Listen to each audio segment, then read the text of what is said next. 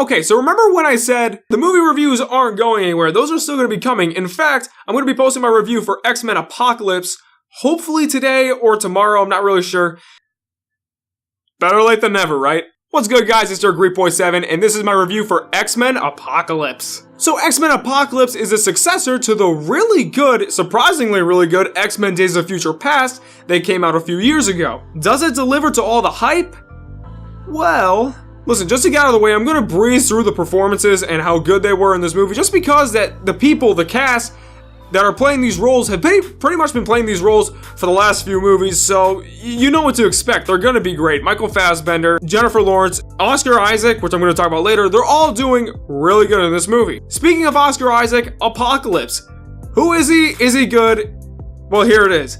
He's basically a bad guy with a simple premise, but he's just devastating nonetheless. He's very stereotypical as far as bad guys go. He wants to take over the world, you know, build a new world, I guess. It's all pretty plain and simple, but Apocalypse's backstory is actually a little more interesting. He's considered the first mutant, and he takes on different bodies as his lifespan goes on. So he's able to learn new abilities with the bodies that he takes over the years. I'm just kind of sad that he had a really simple, like, premise. I just wish he had a more like depth to what he wanted out of the world rather than just making it his own. I wanted a little bit more depth into him as a bad guy, but I can forgive him for it because he still was really good. Oscar Isaac did very well. The thing about this movie that kind of failed for me was the build up to the end scene, to the last act of the movie. We all see it in the trailers, this huge fight in this pretty destroyed city.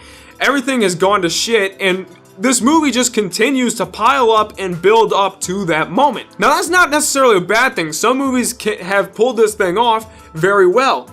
This movie, it's kind of on and off. For me, the biggest issue was its pacing. There were some really interesting things going on, then it would steer away into something completely different that I didn't necessarily care about. Now, don't get me wrong, it didn't happen all the time, but you just need to know that the pacing was an issue in the movie. It was very inconsistent. I just wish that they could streamline everything, make it seamless, so that the build-up could have been a little bit more clean. The movie also has a lot of fan service. If you know your comics, if you know what you're looking at, you're gonna notice them, and that's really cool for fans. You know, obviously moviegoers aren't gonna really see it, but again, if you're a fan, you'll see it, and it's pretty cool. I think the coolest thing about these X-Men movies, you know, the X-Men movies about the past versus the present, has been Magneto's character. And this movie also takes another focus on Magneto. He's the character that I care about most in this entire movie. Back in Days of Future Past, he was a bad guy. He did a lot of bad shit near the end of the movie.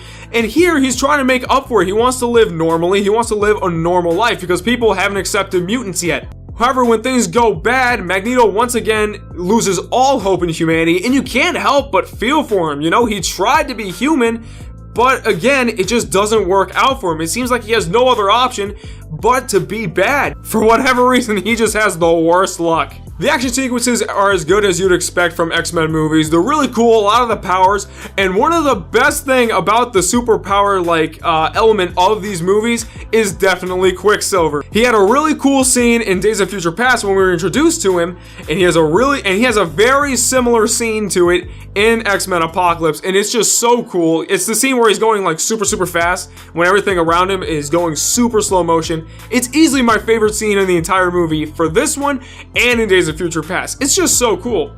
At the end of the day, X-Men Apocalypse was pretty good. And for me personally, it wasn't as good as X-Men Days of Future Past, and I might not even say that it's as good as X-Men First Class. Now, don't get me wrong, I haven't seen First Class in a while, so take that with a grain of salt, but for the most part, X-Men Apocalypse is still pretty good. It's gotten a lot of crap from critics. It's got like below a 48% on Rotten Tomatoes, so I can see how that's going to turn off a lot of people. But in all honesty, I was entertained with this movie. I had a lot of fun with it. It was definitely a good time, no doubt. X-Men Apocalypse is solid. Okay guys, that takes care of my review for X-Men Apocalypse. I know it took way longer than I thought it would, but I finally got it up. Thank you so much for watching. If you like what you've seen here and you want to see more, feel free to hit that subscribe button and like button. And until next time, this is your GreekBoy7, and I'll catch you guys in the next video.